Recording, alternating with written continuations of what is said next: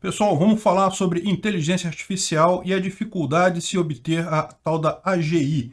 Será que é possível um dia termos AGI de fato? Essa notícia foi sugerida por Babu, obrigado aí a quem sugeriu a notícia, obrigado a você que está assistindo o nosso vídeo. Se você gosta do nosso conteúdo, por favor, deixe o seu like e se inscreva aqui no canal, né?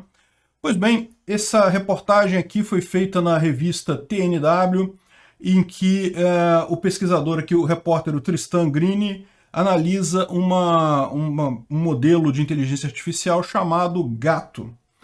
Gato é baseado na GPT-3, que é a máquina de inteligência artificial que vem da OpenAI. Então tudo isso são padrões de inteligência artificial. A OpenAI é a empresa do Elon Musk de inteligência artificial. Ela criou esse GPT-3, que é um modelo extremamente bem sucedido em LLM, que é você entender a linguagem humana, né? Pode parecer uma coisa fácil entender a linguagem humana, mas na verdade é uma coisa complexa pra caramba e, inclusive, muito desse entendimento da linguagem humana acaba sendo bem hard-coded nesses modelos, tem muito pouco aberto ali realmente a inteligência artificial. Ainda assim, esses modelos são bem interessantes, você pode conversar com um deles e ter dificuldade de identificar se você está falando realmente com um robô ou com um ser humano. Eles respondem de forma muito fluida, eles batem papo contigo como se fossem uma pessoa realmente, né?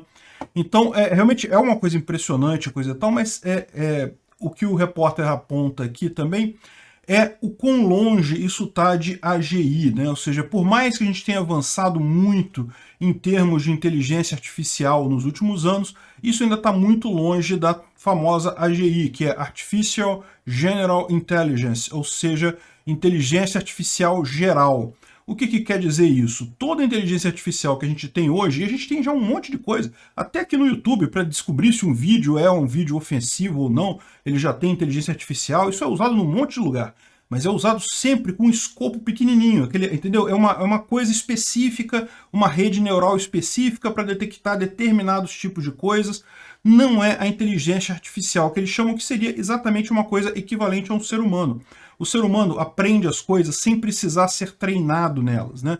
Pensa num bebê pequenininho, né? A gente também aprende quando é treinado, mas a gente aprende mesmo sem treinar. Pensa num bebê recém-nascido, ele aprende a falar. Você pode até falar alguma coisa com ele, mas a verdade é que ele aprende sozinho. Ele observa seres humanos e naturalmente se interessa pela palavra, pela voz, pela comunicação e acaba aprendendo a falar sozinho. Ele aprende um monte de coisa sozinho, né? Aprende a andar, coisa e tal. Ninguém manda o nenenzinho para a escola para andar, para treinar a andar e coisa e tal.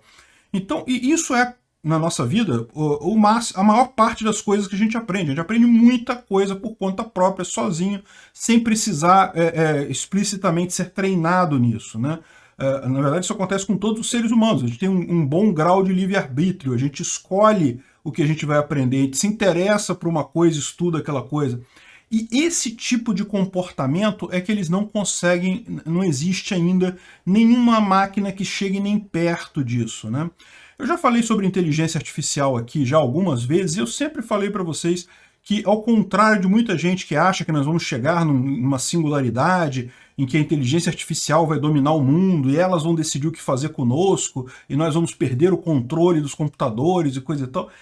Eu acho que é aquele negócio, é a mesma posição que diz o cara da reportagem aqui, o Tristan Green, né? Assim, dizer nunca é meio complicado porque a gente nunca sabe, vai que inventam computadores 200 milhões de vezes mais rápido que os atuais e talvez um dia a gente chegue nisso daí, mas eu sinceramente não vejo isso como uma preocupação atual. Toda a inteligência artificial que existe hoje, e existe muita coisa, ela é bem específica, ela atua numa área específica, num negócio específico, ela não tem capacidade de ter interesse próprio, de buscar outras coisas, de se interessar por outra coisa. E mais do que isso, as pessoas não sabem nem como fazer isso, nem como chegar a partir de um modelo neural, que são os modelos atuais que se usa para inteligência artificial, como você parte disso para um ser que tenha interesse, que aprenda as coisas sozinho, sem precisar de um treinamento específico naquilo ali, né?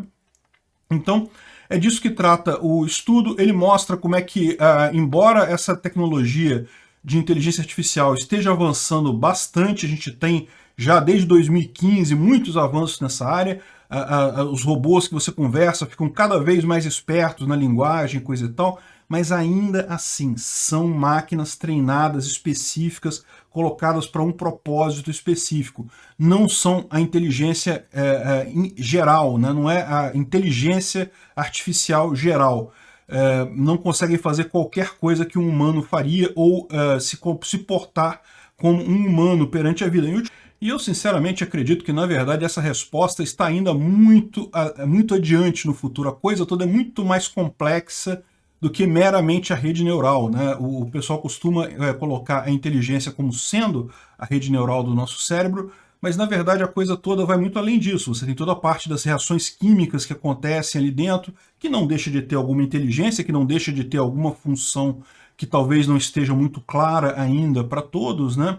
Então, a minha visão é exatamente essa. Eu acho que a inteligência artificial é uma ferramenta que tem avançado bastante, que vai continuar sendo usada cada vez mais, a ponto de você não conseguir se distinguir na hora de conversar se você está falando com um robô ou com uma pessoa. Hoje você distingue isso ainda. Mesmo os robôs que fazem ligação de call center, dá para ver certinho que é um robô do lado de lá. Agora, chegar a uma inteligência que realmente pense por si própria, que aprenda sozinha, que busque as coisas por si própria, a gente está muito longe disso e eu tenho dúvidas sequer se isso seria possível nesse contexto de ser emulado meramente com sistemas eletrônicos, né?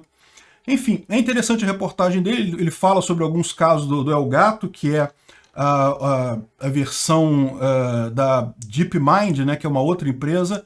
Então a GPT-3, que é da OpenAI, também está na mesma situação, é um LLM, ou seja, consegue trabalhar a linguagem humana muito bem, consegue entender o que está sendo falado, o que está querendo, qual é o propósito daquilo, consegue construir frases, mas ainda assim é limitada a isso.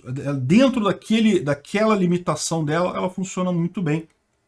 Ainda tem um monte de coisa hard-coded, um monte de if, é impressionante como é que são esses modelos, são modelos realmente muito grandes no final das contas, e é o que eu falo, esse medo que muita gente tem da inteligência artificial dominar o mundo, eu não tenho, pelo menos no futuro próximo. Pode ser que mais para frente, nunca se sabe até onde vai chegar, né, a tecnologia humana, pode ser que a gente tenha que se preocupar realmente. Por hora, acho exagero.